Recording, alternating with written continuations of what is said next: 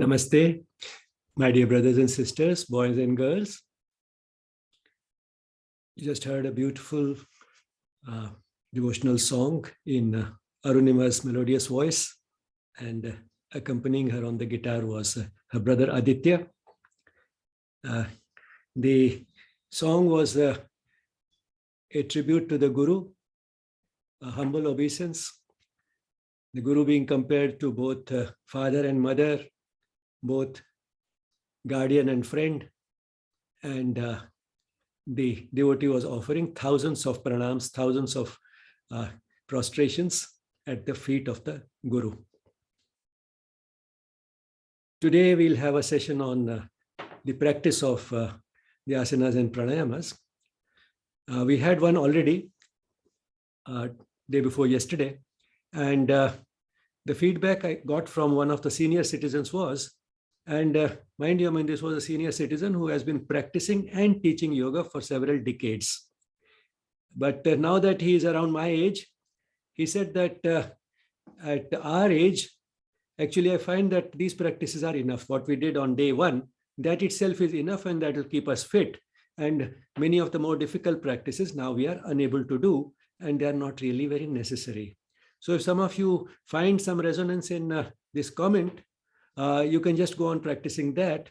But for those who want a little more challenge, today we'll have a few practices added, and we'll keep doing that till day 4.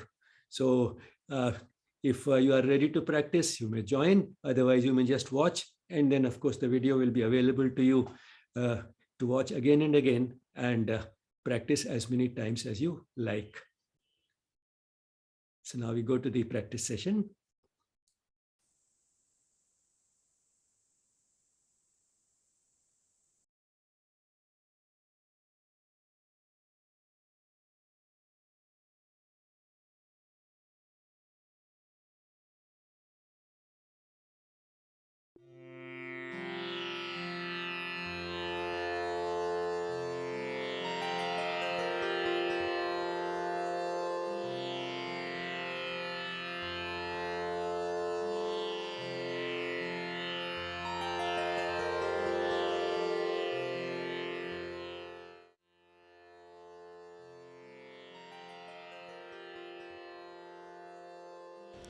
Please sit down in any comfortable meditative posture.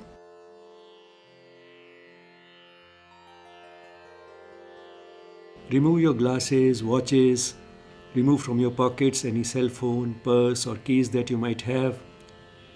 In short, get rid of everything that might obstruct your movements.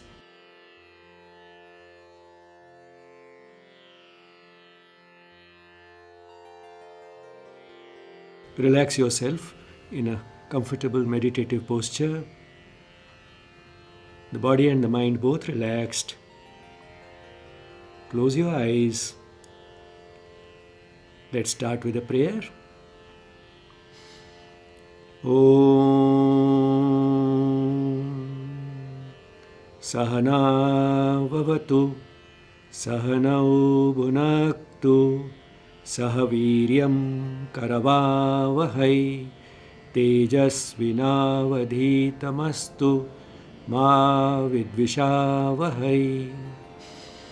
Om Shanti Shanti Shanti.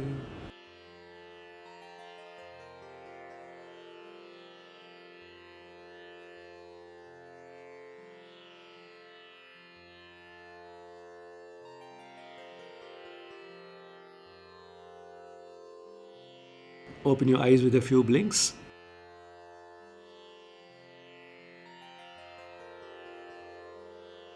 We'll start with the warm-up. First, the loosening of hands and fingers.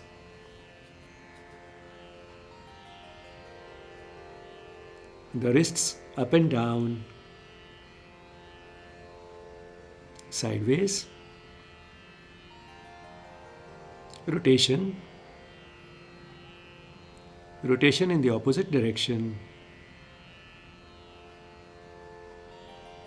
Okay. Loosening of the neck. Please look left and right slowly without a jerk.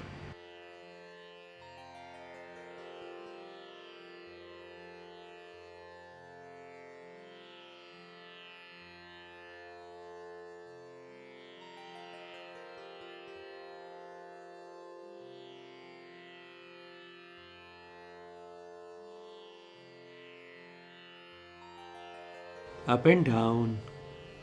Again slowly without a jerk. And if you have a problem with the neck, be especially careful while looking down.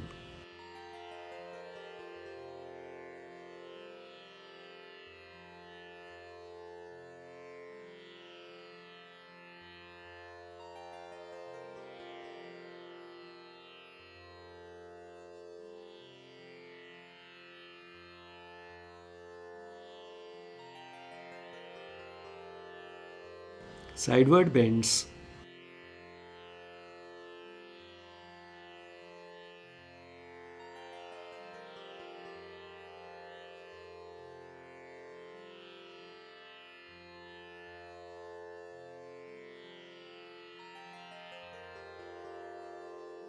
Okay. Loosening of the knees. Please straighten your legs. Take one of the thighs up towards your abdomen and bring it back. The heel should stay slightly above the mat throughout the movement.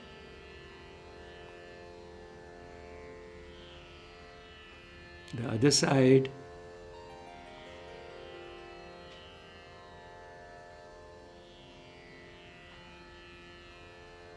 Change the side again. Rotation at the knee joint.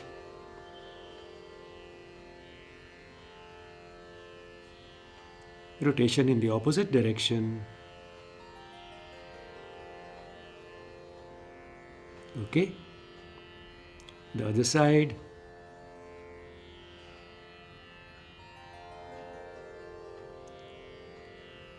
Rotation in the opposite direction.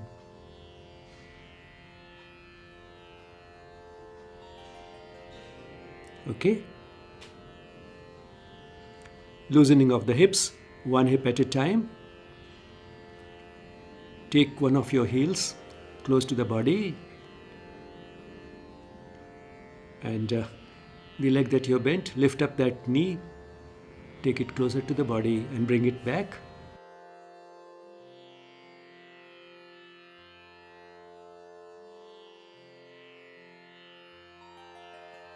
The other side.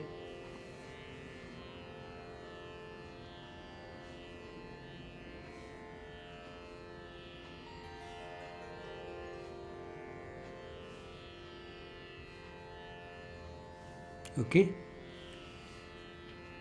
Now we'll try another variation for loosening the hip joints. Both legs at a time, butterfly movement. Bend both the legs and take the heels close to the body. Move the knees up and down. Butterfly movement.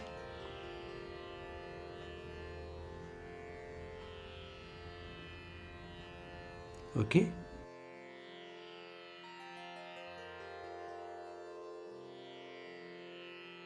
Please stand up slowly.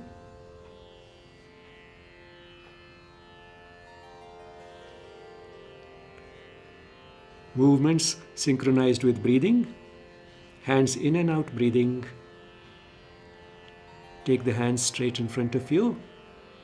Inhale as you move the hands out. Exhale as you come back. Inhale. Exhale. Inhale. Exhale. Inhale. Exhale. Hand stretch breathing. Place the hands in front of the chest. Inhale. Exhale. Inhale. Exhale. Inhale. Exhale.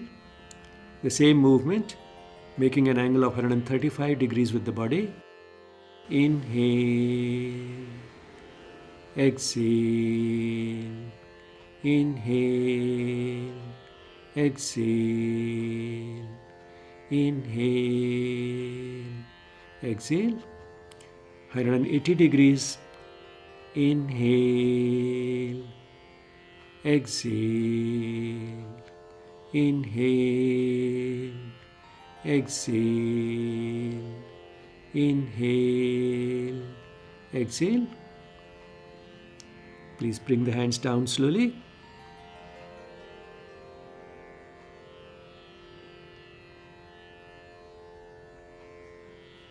Now we'll do a simple variation of Trikonasana, the triangle pose. Feet a little apart. Take one of the hands up slowly. When the hand is horizontal, turn it around. Continue the upward movement.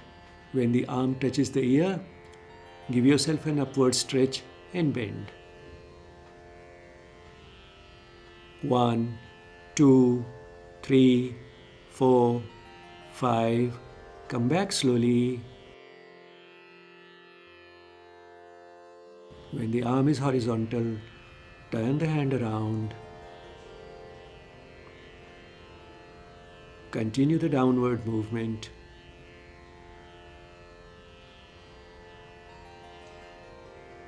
Feel the changes in the arm.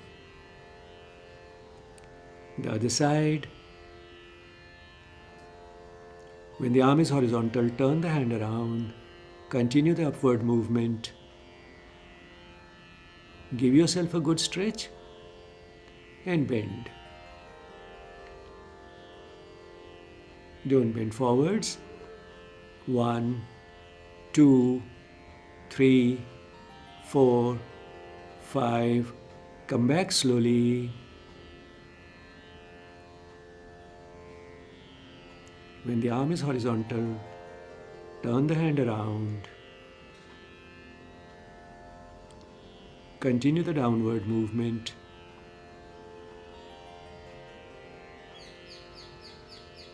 Feel the blood rushing back to the arm.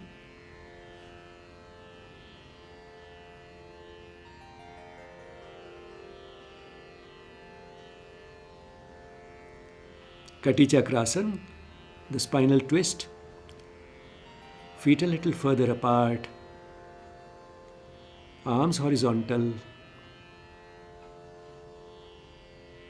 Inhale. And as you breathe out, turn to one side. If you're turned to the right hand side, look at the right hand. 1, 2, 3, 4, 5. Come back slowly. The other side. 1, 2, 3, 4, 5. Breathe in as you come back. Breathe out as you bring the hands down.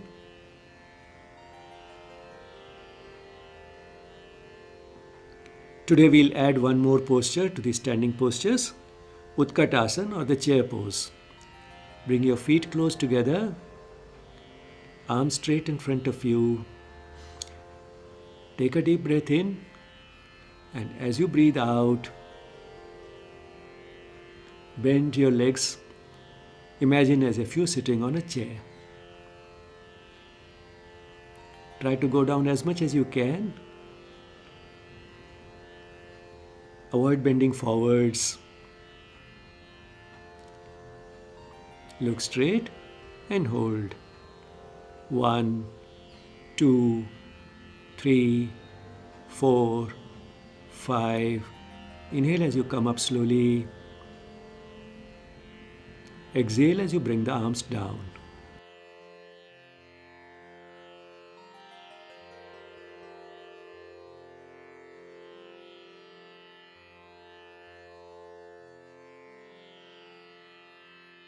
Please lie down in Shavasana and relax.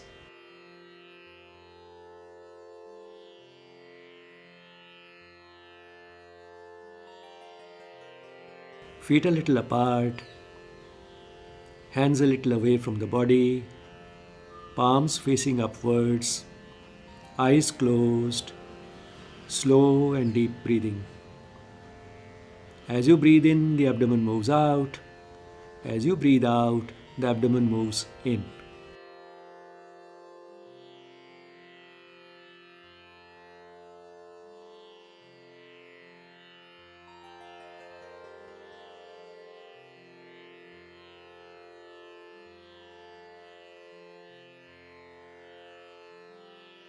Today we'll add two new postures in the lying down position. First, Prishtabhumi Tadasana, that is Tadasana in the lying down position. Tad is the name of a tree which is tall and erect. So we adopt that posture and we do that in the lying down position. Feet close together. Inhale as you take the arms up, take the arms overhead.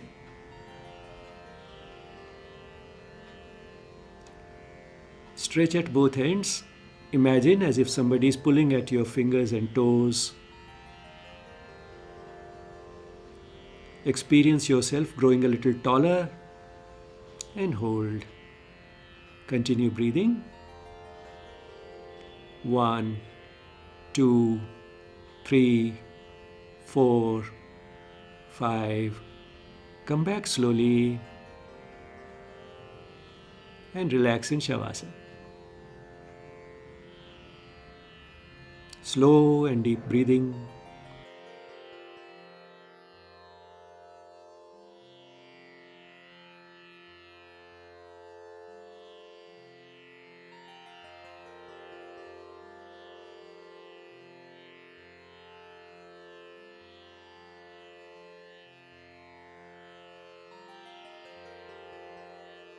Next is Meru Vakrasana, that is the spinal twist in the lying down position. Feet close together, arms sideways, form a T, palms facing downwards. Place the right heel on the left knee. Take the right leg towards the left. Take it down as much as you can and look at the right hand. The leg goes to one side, the head to the other, and that's how the spine gets twisted.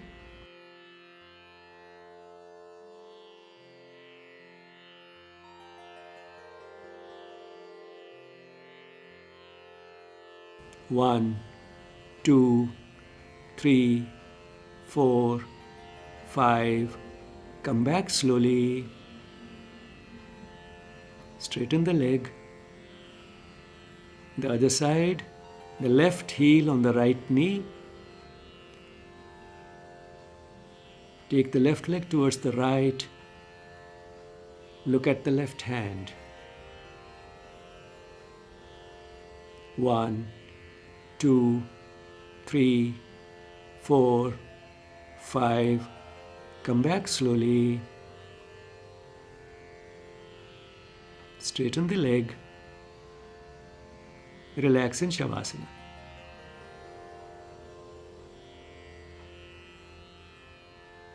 Slow and deep breathing.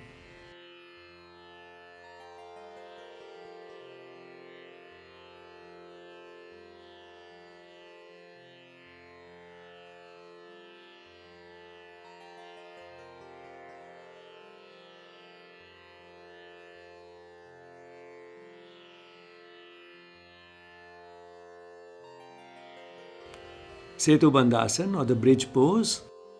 Feet close together, hands close to the body, palms facing downwards. Bend the legs. Try to take the heels a little closer to the hips. Legs a little apart. Lift yourself up in the middle and hold. 1, 2, 3, 4, 5. Come back slowly. Relax in Shavasana. Slow and deep breathing.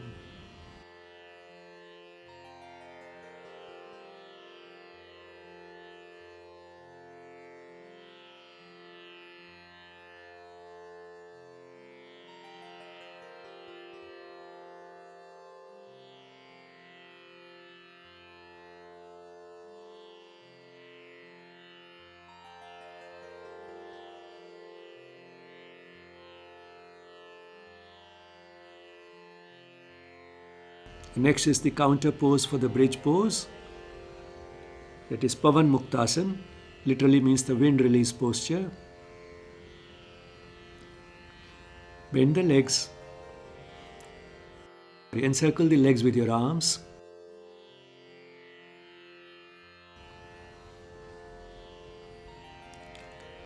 Try to take the thighs as close to the abdomen as you can.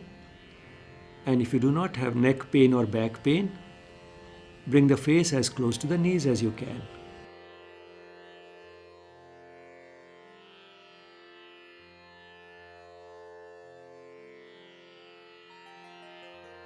One, 2, 3, 4, 5. Release the clasp, head down, legs up.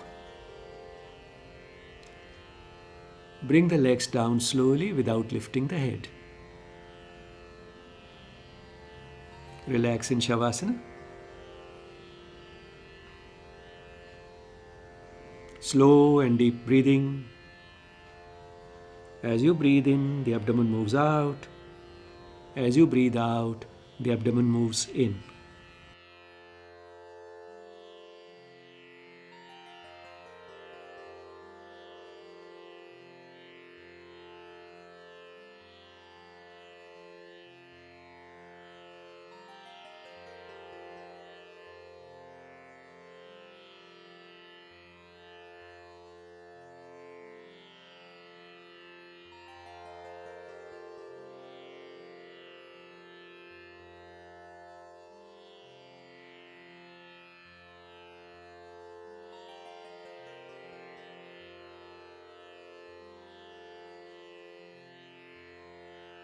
Feet close together. Take the right arm overhead. Left hand on the abdomen. Bend the left leg. Pressing the left foot against the mat, turn to the right hand side. Bring the left hand down to the mat in front of you. Taking the support of both the hands, sit up slowly.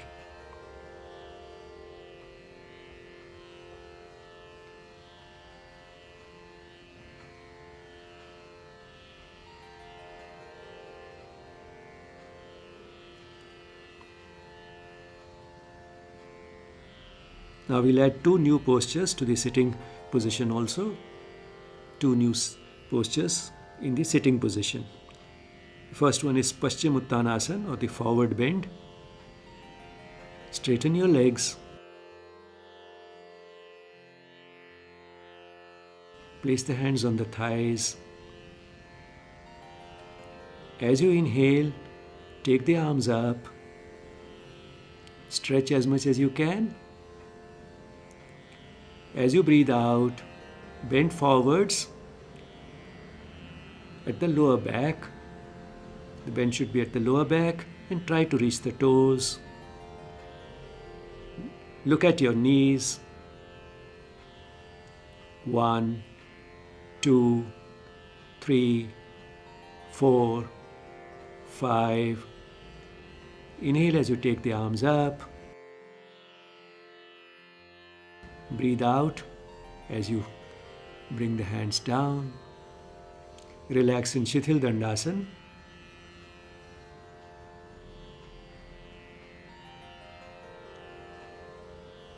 The legs a little apart. The head hanging loosely behind you, in front of you, or to the side, whichever way you are most comfortable. Slow and deep breathing.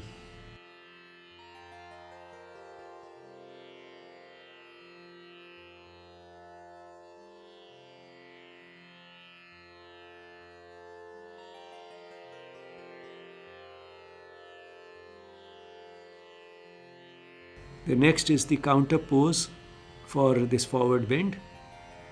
The counter pose is Konasana, or the inclined plane. Feet close together. The hands behind you. How much behind? That you will discover by experience. How much behind is the best for you, so that you can perform the posture properly and easily. Lift yourself up in the middle. The legs and the back and the neck should be in one straight line. Look back. 1, 2, 3, 4, 5. As you breathe out, come down slowly. Relax in Shithil Dandasana. Slow and deep breathing.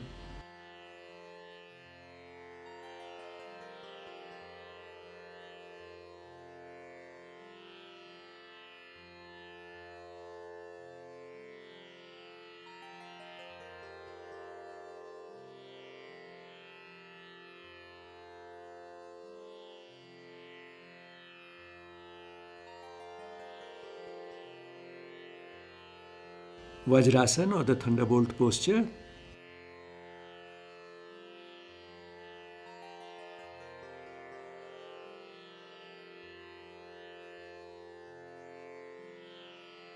Inhale as you take the arms up.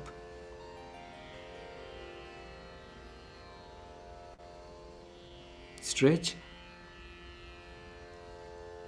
Breathe out as you come down to Shashankasana, or the rabbit pose.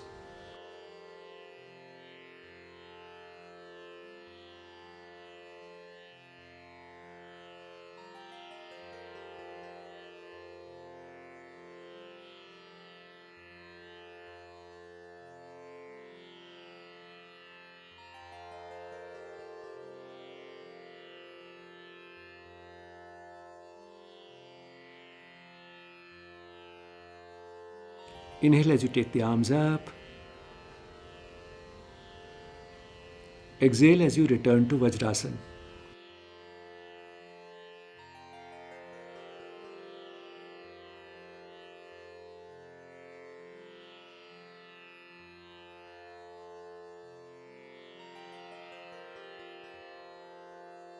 Position for Ustrasana. Legs a little apart. Place your hands on the hips. We'll first do a simple variation. Bend backwards as much as you can. 1, 2, 3, 4, 5. Come back slowly.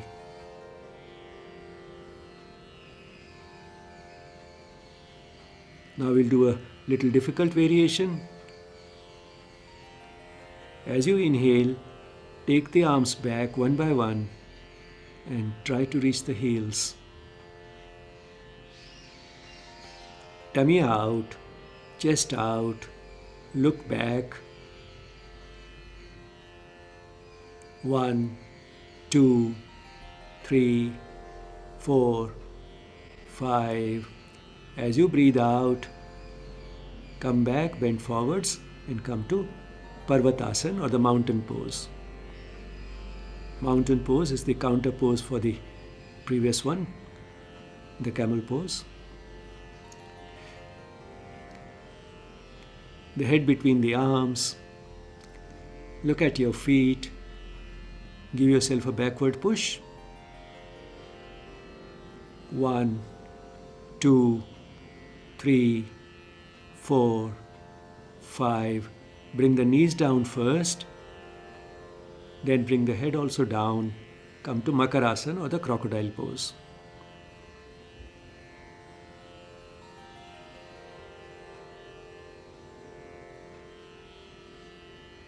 Feet a little apart. Toes pointing outwards. Slow and deep breathing. As you breathe in, the abdomen presses against the mat.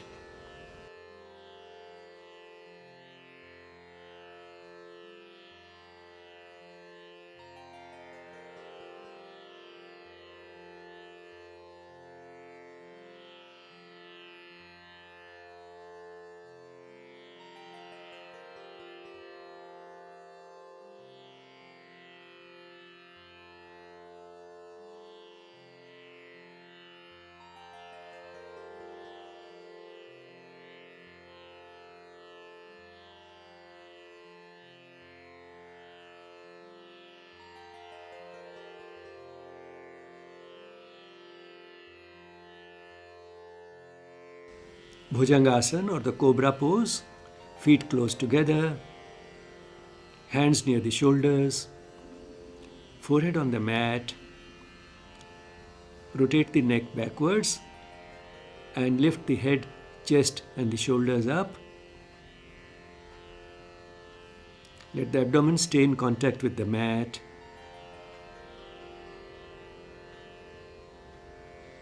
One, 2, 3, 4, 5. Come back slowly. Back to Makarasana or the crocodile pose. And relax.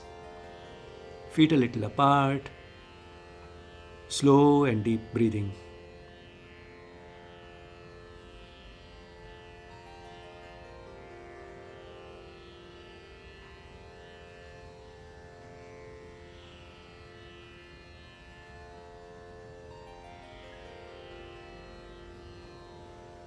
Shavasana or the locust pose. Feet close together. Hands towards the legs. Palms facing upwards. Close the fists. Place the closed fists under the thighs, a little towards the inside of the thighs.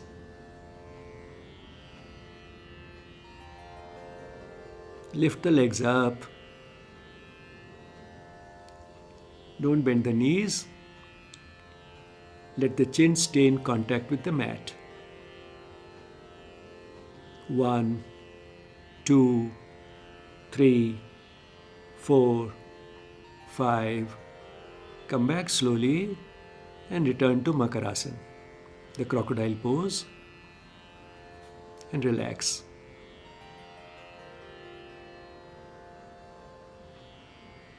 Feet a little apart, toes pointing outwards, slow and deep breathing. As you breathe in, the abdomen presses against the mat.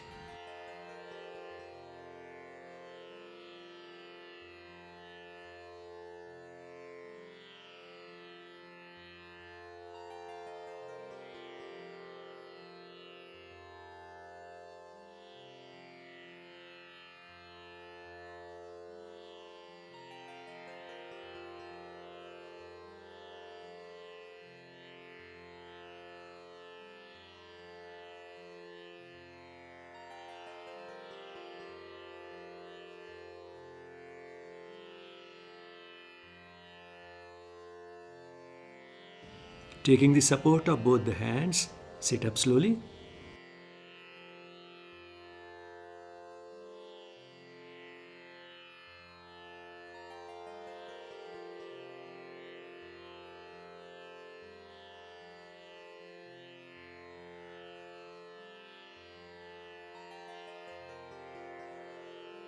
Now we'll go to a few breathing practices.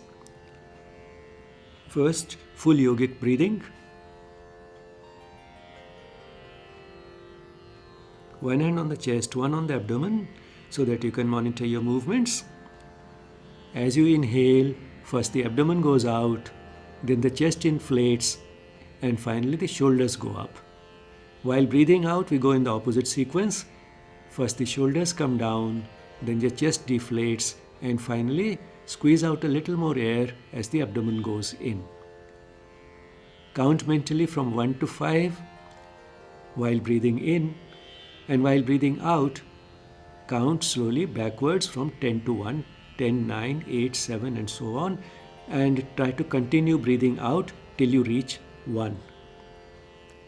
While inhalation, as you move from the abdomen to the chest, there will be a tendency for the abdomen to go in again. Try to resist that tendency, make the abdomen a little rigid so that as you move from the abdomen to the chest while breathing in, the abdomen doesn't go in again. Okay? Let's begin. Inhale. Continue at your own pace.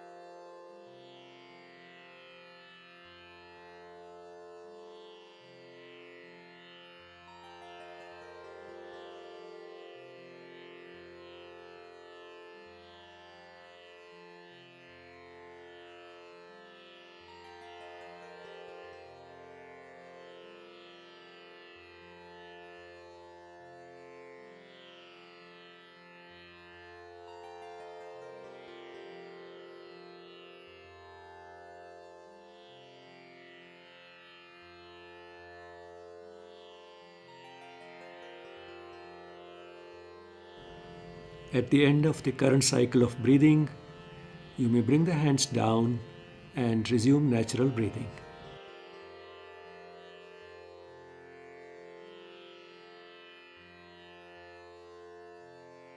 The effect of full yogic breathing should spill over to the rest of your day. In general, you should now start breathing a little slower and deeper than you generally do.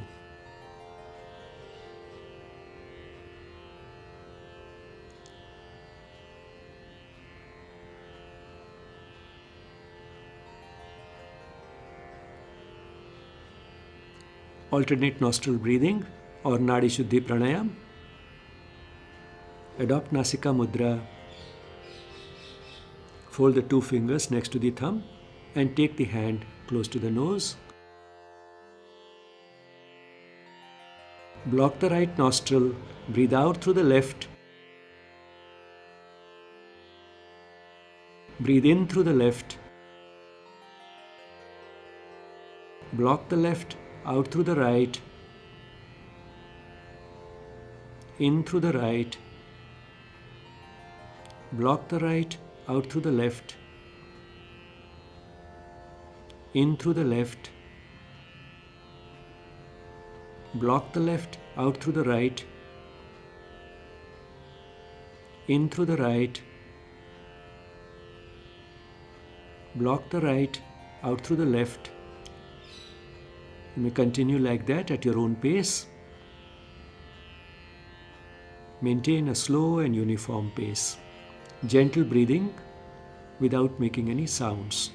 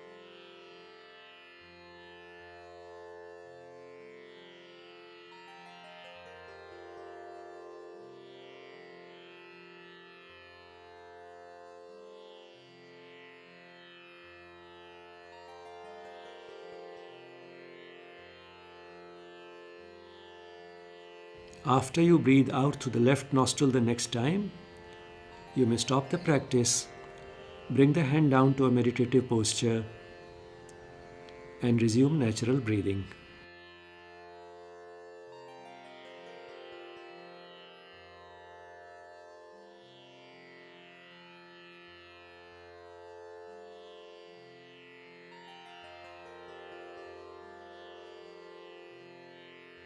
Today we'll add one more pranayam, the Bhramari pranayam. It's so called because Bhramari, means a female honeybee. In this pranayam, we make a humming sound like the one that a female honeybee makes. Now, first we'll see what that sound is like and how to produce that sound. The humming sound is a n sound, and to produce that type of a sound easily, what we'll do is we'll say one. One also ends in an n, a n. So we'll prolong the ending, and that's what will give you an experience of what this sound is like. So let's begin. Say one.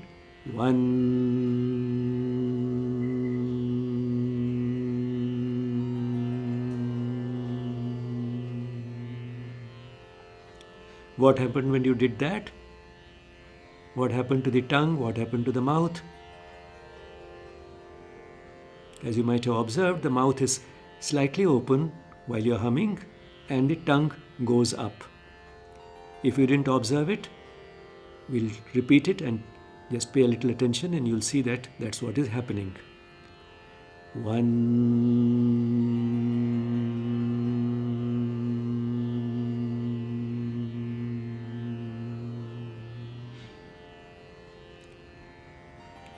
Now we'll repeat it, but without the v, just the n part, and we'll also test whether the sound is coming from the, rather whether you are breathing out through the mouth or the nose.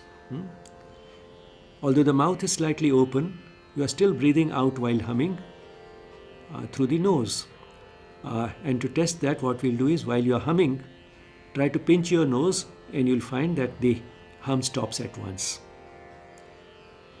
Okay, let's begin chanting of the n sound or the nakara. Pinch your nose. The hum stops. Okay. Once again.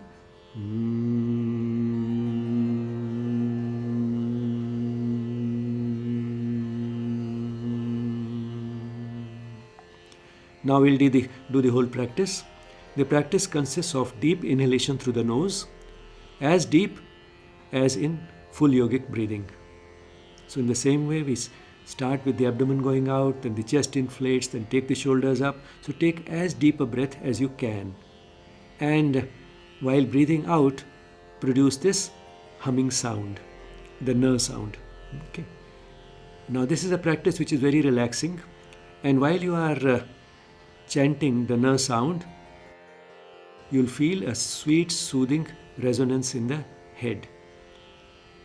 It makes you feel relaxed, brings the blood pressure down, and also improves the voice.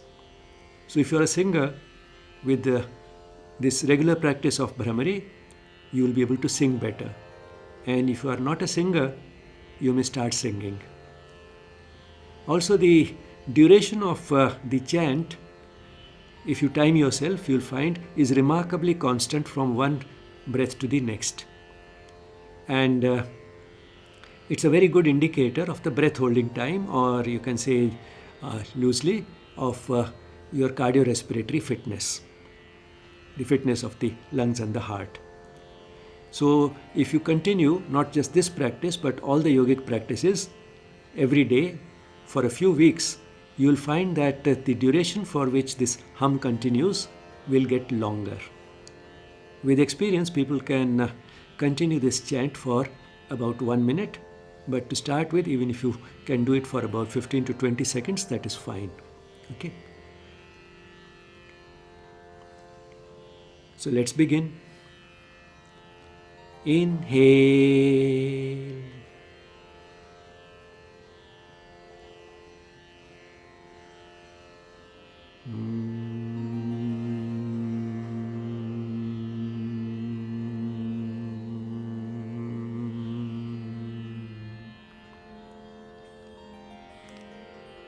Very good. Inhale.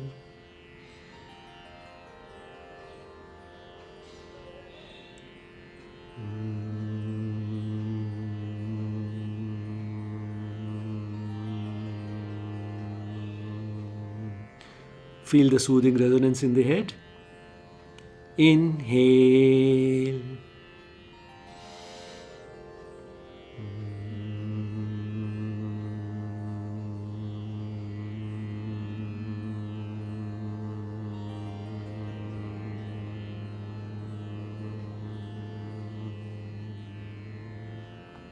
Last 2 rounds. Inhale.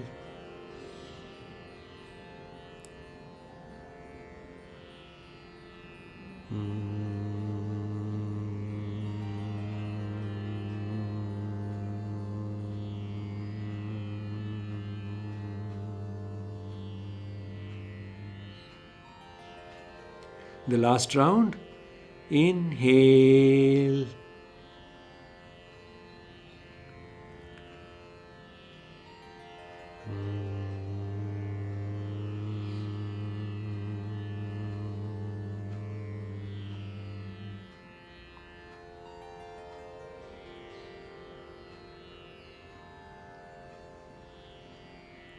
Please lie down in Shavasana.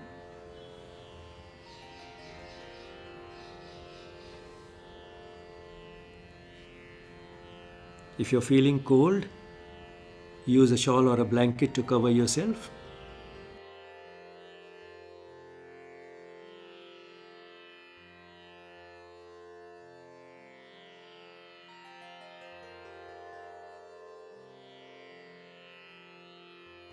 If you find that your back starts paining during Shavasana, you can bend your legs at the knees.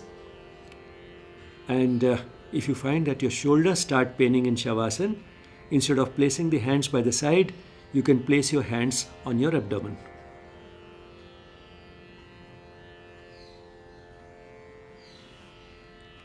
Feet a little apart.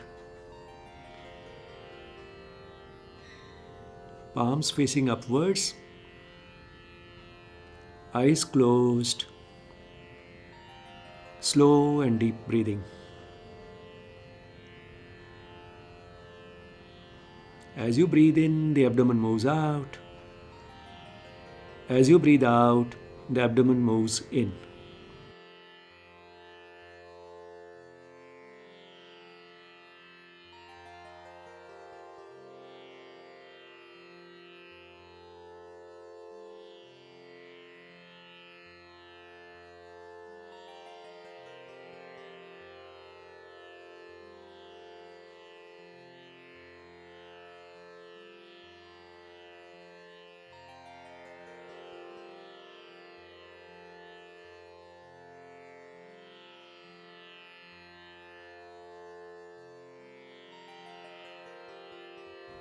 Now we'll relax each part of the body one by one.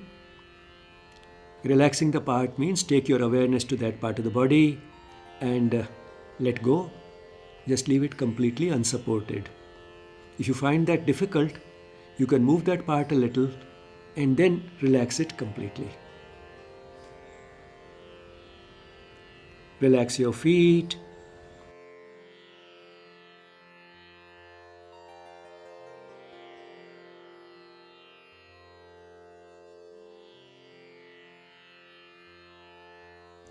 Relax the calf muscles.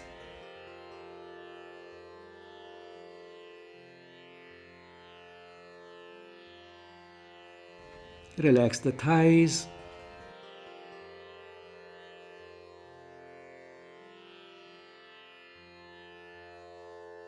Relax the lower back.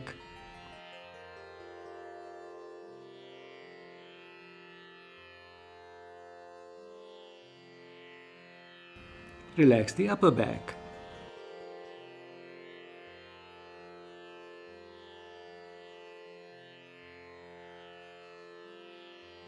Relax your abdomen.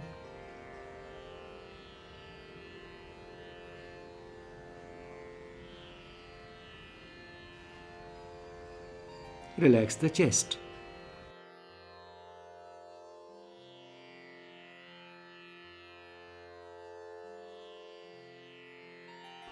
Relax your hands and fingers.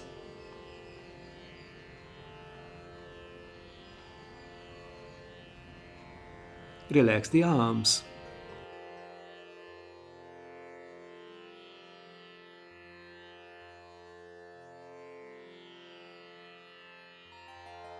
Relax the shoulders.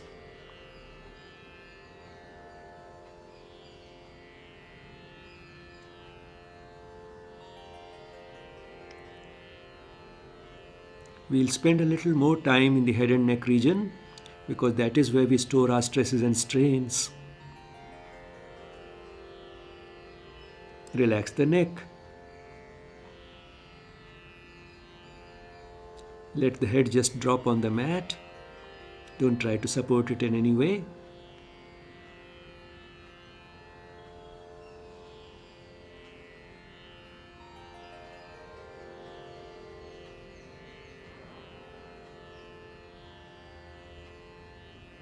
Relax the jaws. As you relax the jaws, you'll find that the lower jaw drops. Let that happen.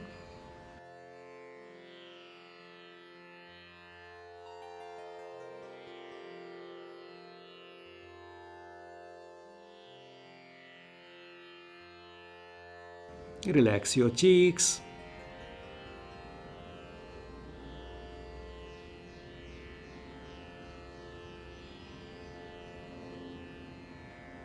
Relax the eyes. Let the eyes remain closed but not tightly shut.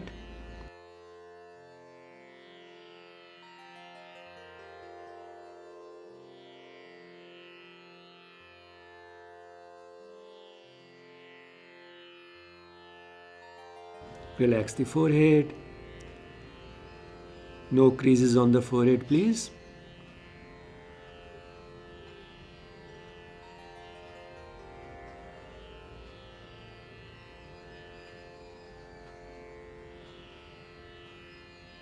Relax the head.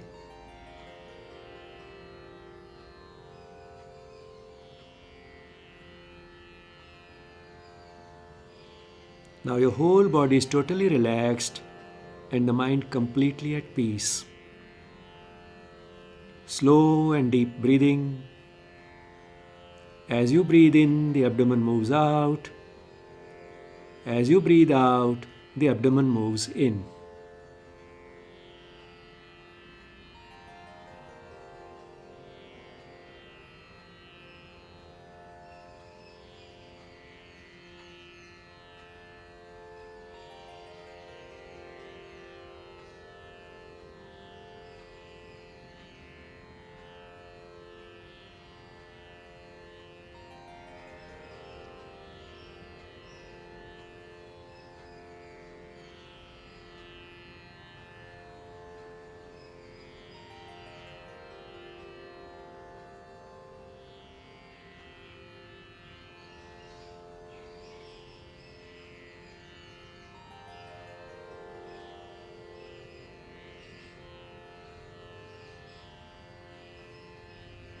Your body is so relaxed that every time you breathe in, you have a feeling of floating upwards.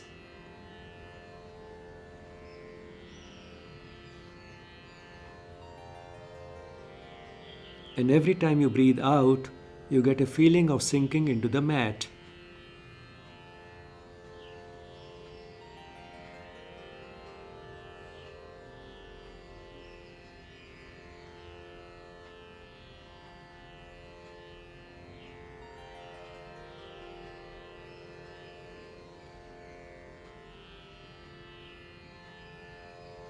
As you breathe in, feel light as a feather.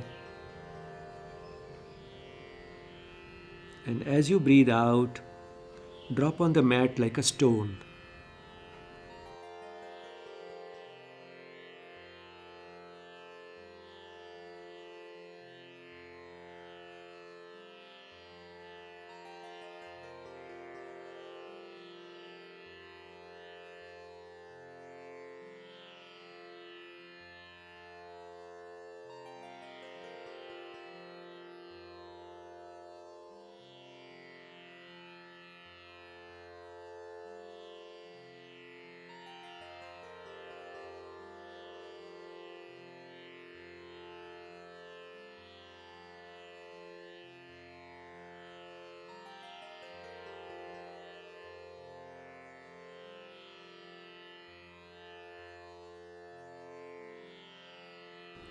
Enjoy the feeling of total physical and mental relaxation.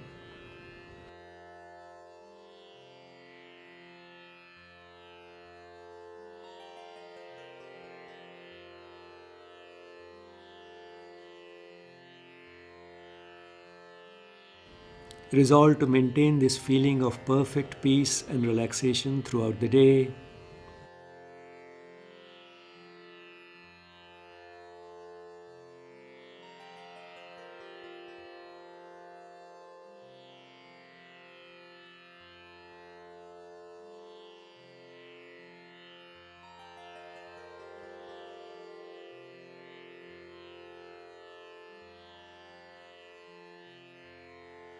Please move your fingers and toes a little.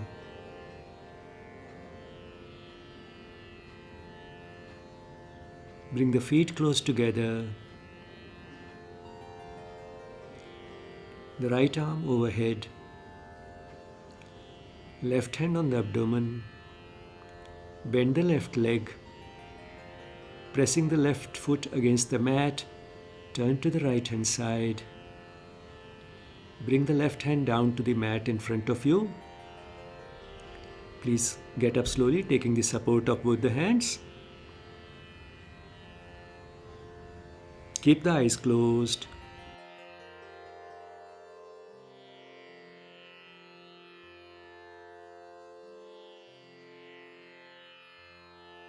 We'll end the session with a prayer for universal well-being. Om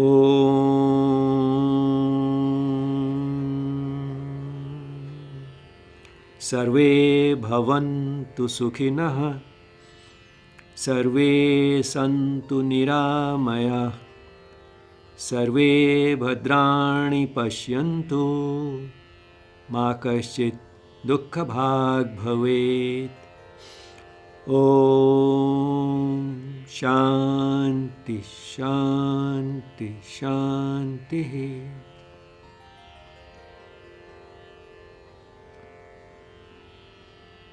Please rub your hands.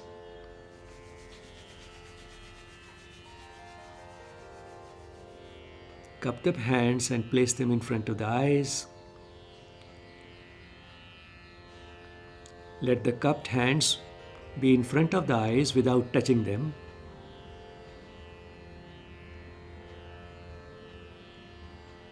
Enjoy the feeling of warmth and total darkness.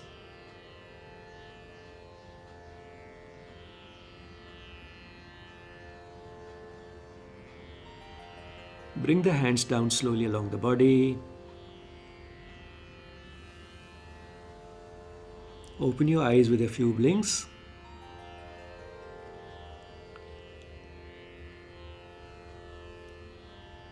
Dhanyavad.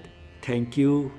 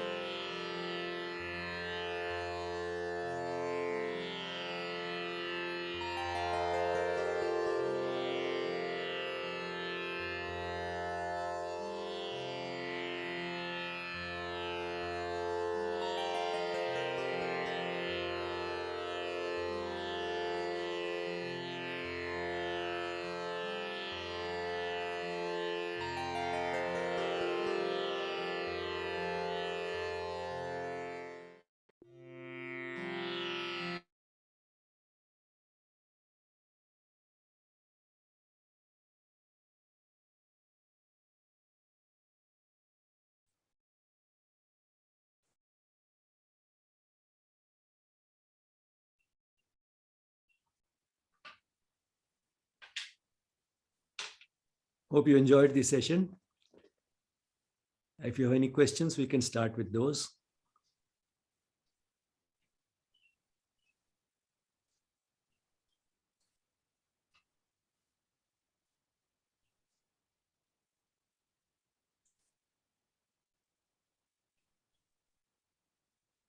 Sir, Namaskar.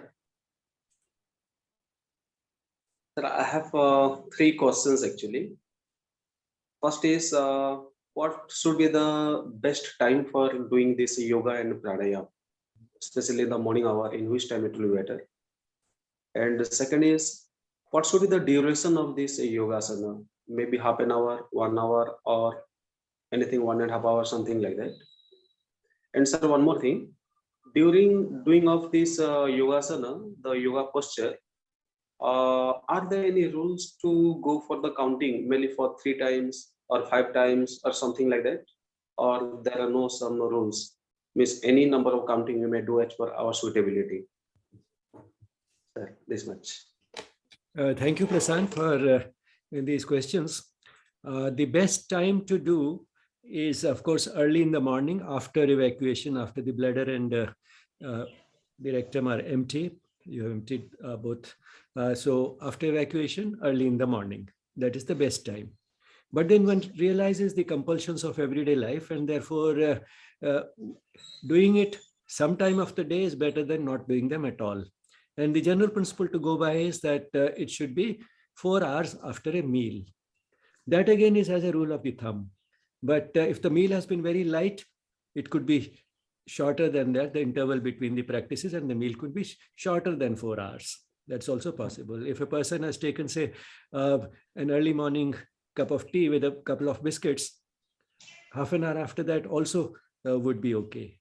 It also depends on the practice. For example, pranayamas can be done after a shorter interval as compared to the asanas.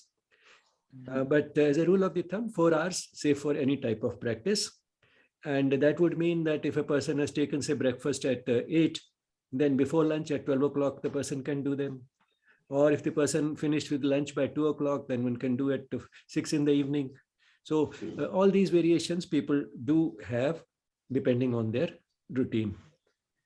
About the duration of the practice, again, the optimum duration, or you can say the usual duration, which is acceptable to most people and within which we can fit in, as you have seen, a fairly comprehensive combination of asanas and pranayamas, is 1 hour. So a session is typically 1 hour. But then again, there is no hard and fast rule that it has to be 1 hour.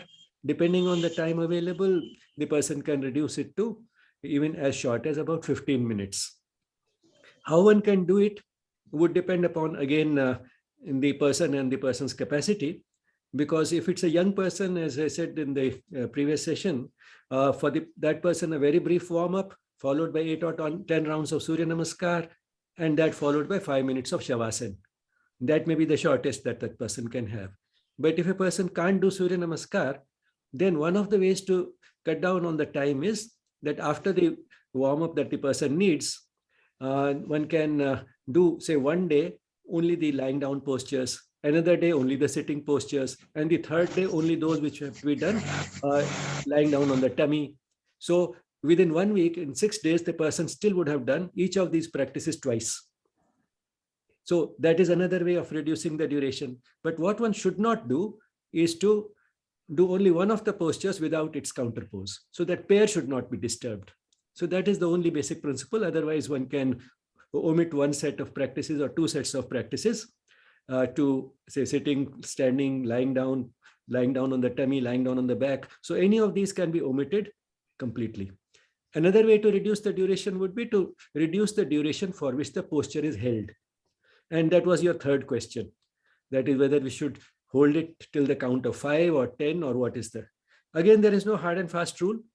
It will depend upon 2 things. One is, of course, the time available. So if you're doing 20 asanas and you try to hold each of them up to a count of 10, you will fall short of time. That is why, in these sessions, we are holding only up to a count of 5. But then holding up to a count of 5 or 10, all this is for the person who is just beginning or who makes a very serious business out of it. It doesn't have to be. It can be full of joy. And we'll have one of those sessions also in which we will do give you a glimpse of that, how it can be done. The duration for which you hold can be timed to music. So you play devotional music while you're doing these practices. So every time there's a change of stanza, you can go to the next phase. So you've done it, you've held the posture for one stanza, next stanza, you are just relaxing between the two asanas. Then in the next one, you are doing the next posture. You can do it with music. You can do it also with the Gita. You play an audio of the Gita, and after every shloka, you go to the next phase. So these are other ways of doing it. So that way, it becomes more of a meditation, or rather you can say meditation combined with the physical practices.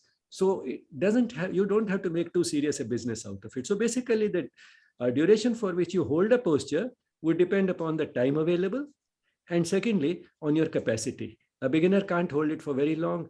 With experience, you may be able to hold the posture for half a minute continuously.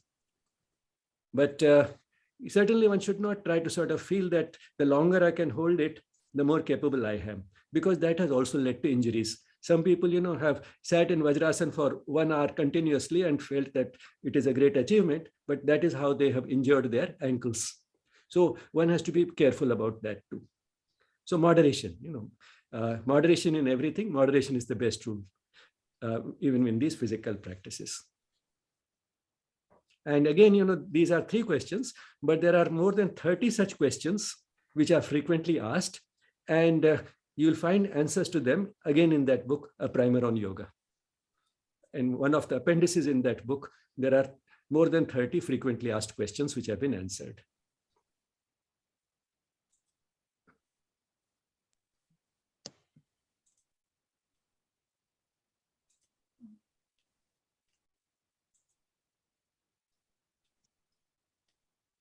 Namaste, sir. Namaste, sir. Sir, during the practice of full yogic breathing, at a certain point, you asked us to be careful about the abdomen tending to go back in. Could you repeat that instruction again, please? Yes, while breathing in, first the abdomen goes out and then you inflate the chest. So you're moving from the abdomen towards the chest. As you move from the abdomen towards the chest, there's a tendency for the abdomen to go in again, because the negative pressure that you're creating in the chest will have a tendency to once again pull up the diaphragm. The diaphragm went down when you were trying to breathe through the abdomen. So during abdominal breathing, the diaphragm goes down, but then continuing to breathe depends upon creating negative pressure in the chest. So when you're using the chest muscles to create that negative pressure, that negative pressure in the chest will try to pull the diaphragm up, and therefore the abdomen will try to go in. So what we have to do is keep in mind that the diaphragm still has to remain contracted. A contracted diaphragm is what remains down.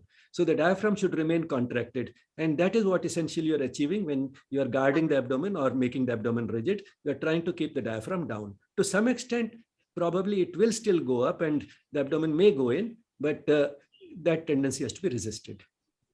I see. And sir, just one more question.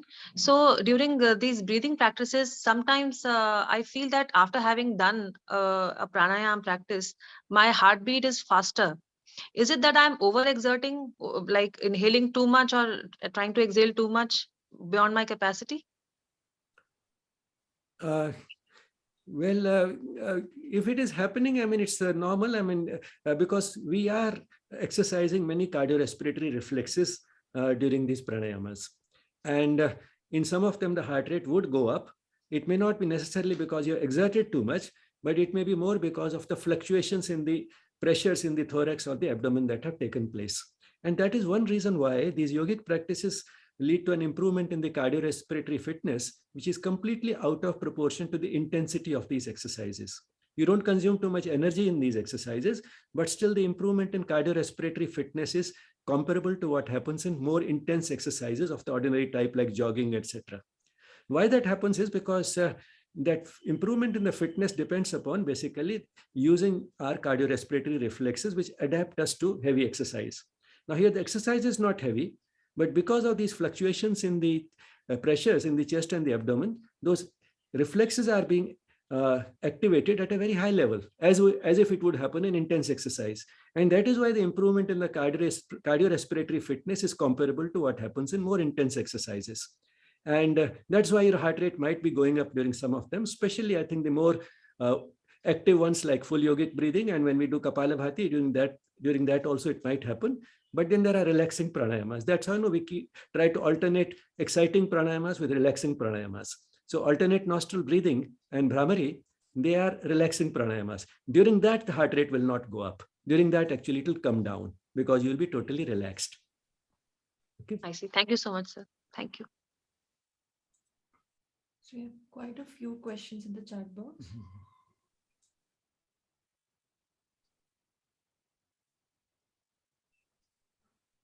One question is, when we exhale while deep breathing, both the chest and abdomen go down simultaneously. It isn't first the chest and then the abdomen. How can we avoid that? Well, firstly, I mean, you have to do what comes to you naturally. And the second thing is that the abdomen will go in as you move from the chest to the abdomen. The abdomen will go in more when you contract the muscles actively. So the last phase of full yogic breathing, when you're breathing out, would be active, because that is how you can squeeze out a little more air.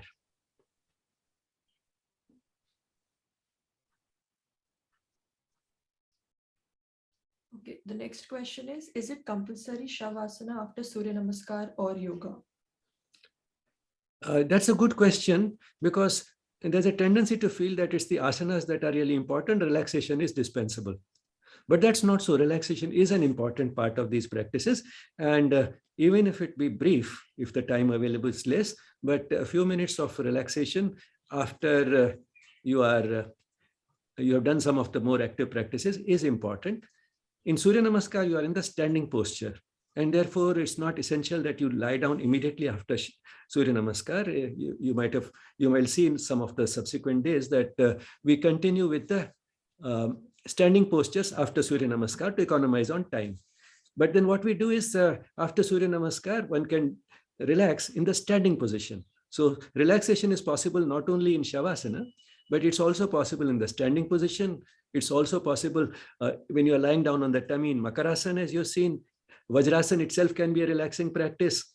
And we can also relax in Shithil Dandasana. So you might have seen in one posture or the other, we are trying to intersperse just about every posture. I mean, every two postures are being punctuated with a relaxation. So relaxation is important. And of course, we should end with a relaxation, preferably with a long Shavasana. But if time is short, then at least with a short Shavasana, which can be done in about 3 to 4 minutes. Less than 5 minutes, you can do a Shavasana in which you just lie down, and instead of relaxing each part of the body one by one consciously and sort of in a very systematic way, what one can do is consciously, of course, let a wave of relaxation pass from one part of the body to the next, and from the toes to the top. And with experience, you'll find that you'll be able to generate that wave, and the whole body will be immediately relaxed. And then after that, you stay in that for a couple of minutes and then get up slowly. So that relaxation is important.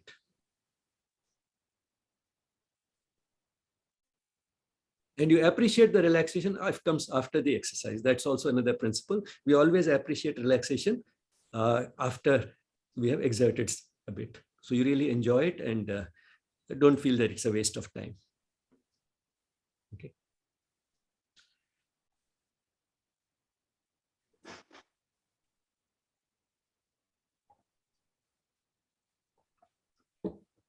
No, there are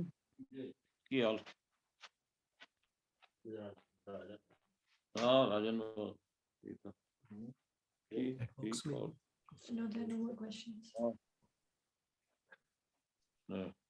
idli एक नए style की बनाई थी, मैंने कहा ये क्या, वो इडली जब Somebody has raised their hand. The last question. Yeah. Can take up.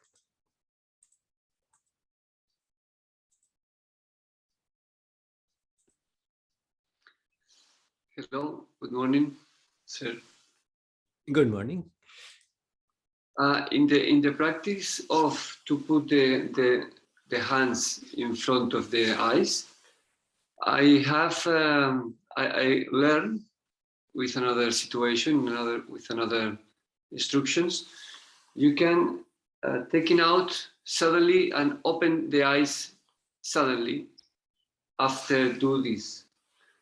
Do you recommend to do this practice? or you prefer to open the eyes slowly?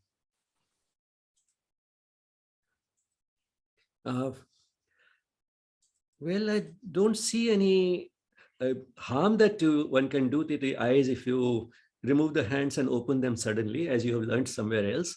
But if the whole idea is to sort of feel relaxed, then what goes with relaxation is slowing down. So we're trying to do everything slowly. And that's the only thing. But there may be some practices in which what you are saying is done, and that might have its own rationale.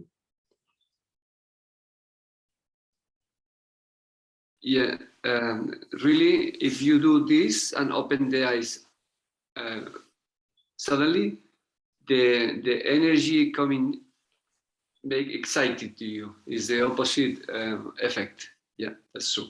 Thank you. Thank you.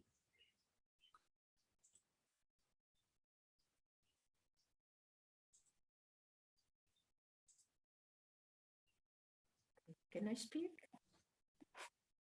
Yes, please. Thank you, sir, for this wonderful session.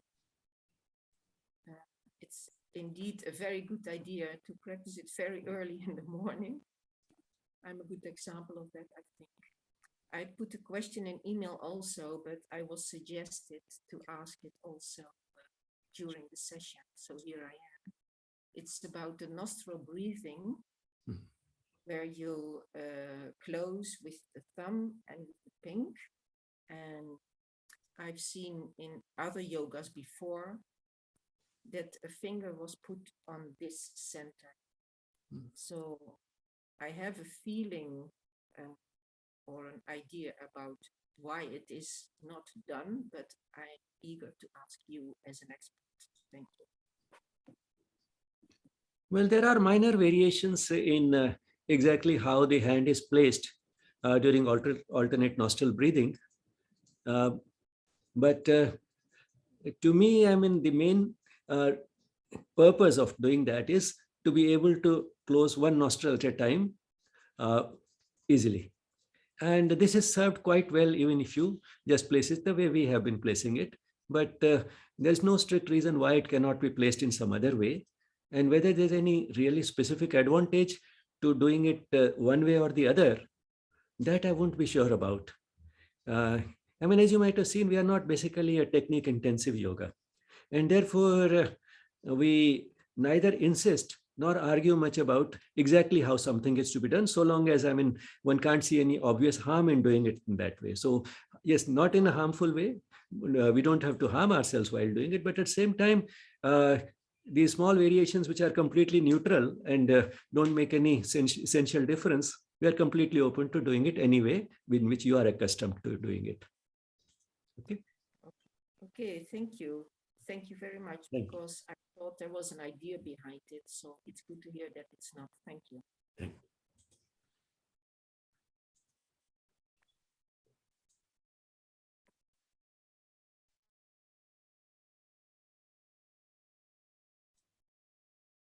There's one question. I'm struggling with the movement of my abdomen during the inhale and exhale process. It works just opposite. But still I can't retain the breath for a long time. Is it a problem? This question about the abdomen going in while breathing in was discussed, I think yesterday also somebody asked this, and it's a fairly common problem, as I said, because of the type of dresses we wear. But with practice, you will be able to do it the way it is being told. And why that is correct, that also was discussed yesterday. You can go back to the question and answer session of the yesterday's class, which is there on YouTube. So you can again get the answer to this question. But briefly, why that happens is because of our tight dresses. And why this is right is because abdominal breathing is a more efficient way to breathe. And that enhances our capacity if we want to do full yogic breathing, because then we can't leave out what the contribution that abdomen makes to the depth of breathing. And therefore, it's good to learn it. And the best position to learn it is in the lying down position. So when you're doing Shavasana, that is the best time to once again retrain ourselves to breathe in such a way that while breathing in, the abdomen goes out. Okay. Now we'll go for a devotional song, which we can all join in. You can also join into it. And for those of you who don't understand the language, it is trying to tell Rama. Rama, of course, is one of the forms of the divine. You can think of any form of the divine which is most comfortable to you. And it's known, the divine is known by thousands of names. And what the devotee is saying is that ever since I have taken refuge in you, I am so relieved that it's difficult to describe it. And then the devotee is giving a few analogies. And one of the analogies given right at the beginning is that if it is someone who is uncomfortable, miserable because of having been in the hot sun, when that person finds refuge in a shady tree, he's very relieved. So that is the type of relief I feel when I have taken refuge in you. And it is really true, because when we take refuge in the divine, we feel so relieved of all our burdens that we do get that type of relief, because we can leave all our problems with great relief and pleasure to the divine. If the divine is with us, then what is there to worry or fear about?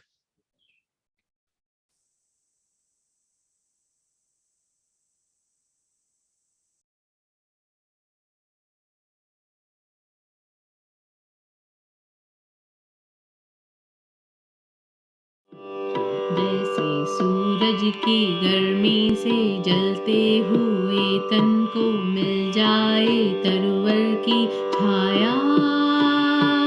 सूरज की गर्मी से जलते हुए तन को मिल जाए तरवर की छाया।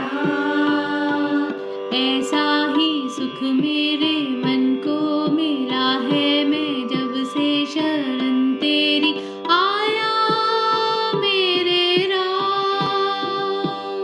ऐसा ही सुख मेरे मन को मिला है, मैं जब से शरण तेरी आया मेरे राम। सूरज की गर्मी से जलते हुए तन को मिल जाए तरवर की छाया।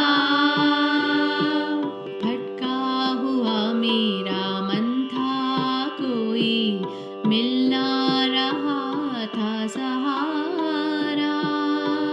भटका हुआ मेरा मन था, कोई मिल ना रहा था सहारा। लहरों से लड़ती हुई नाव को, लहरों से लड़ती हुई नाव को मिला रहा हो किनारा। मिला रहा हो किनारा। इस लड़खड़ाती हुई नाव को जो किसी ने किनारा दिखाया। उस लड़खड़ाती हुई नाव को जो किसी ने किनारा दिखाया। ऐसा ही सुख मेरे मन को मिला है, मैं जब से शरण आया मेरे राम। सूरज की गर्मी से जलते हुए तन को मिल जाए तरवर की छाया। ऐसा ही सुख मेरे मन को मिला है, मैं जब से शरण तेरी आया मेरे राम। सूरज की गर्मी से जलते हुए तन को मिल जाए तरवर की छाया। शीतल बनी आग चंदन के जैसी राघव कृपा तेरी। शीतल बनी आग चंदन के जैसी राघव कृपा हो जो तेरी। उजियाली पूनम की हो जाए रात, हो जाए रात। अमावस अंधेरी जो थी अमावस प्यासी मरुभूमि ने जैसे सावन का संदेश गाया। युग से प्यासी मरुभूमि ने जैसे सावन का संदेश पाया। ऐसा ही सुख मेरे मन को मिला है, मैं जब से शरण तेरी आया मेरे राम। सूरज की गर्मी से जलते हुए तन को मिल जाए तरवर की छाया। ऐसा ही सुख मेरे मन को मिला है, मैं जब से शरण तेरी आया मेरे राम। सूरज की गर्मी से जलते हुए तन को मिल जाए तरवर की छाया। इस राह की मंजिल तेरा मिलन हो, हर कदम में भरा। इस राह की मंजिल तेरा मिलन हो, हर कदम फूलों में खारों में पतझड़ बहारों में, पतझड़ बहारों नैना कभी डगमगाऊं, नैना कभी डगमगाऊं।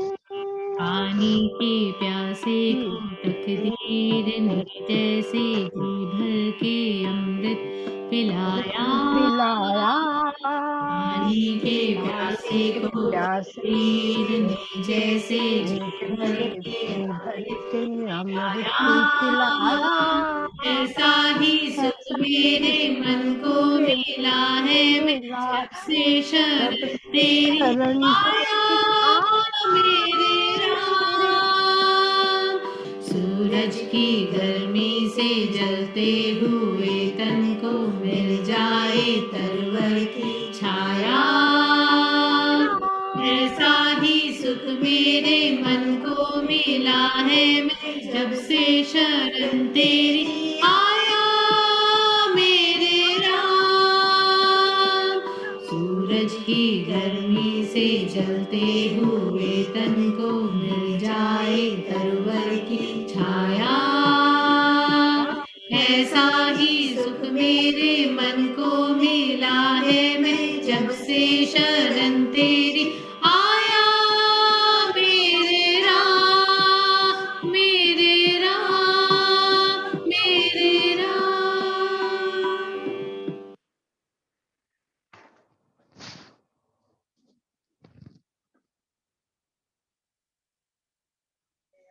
Thank you so much, sir. Thank By you. heart, thanks a lot.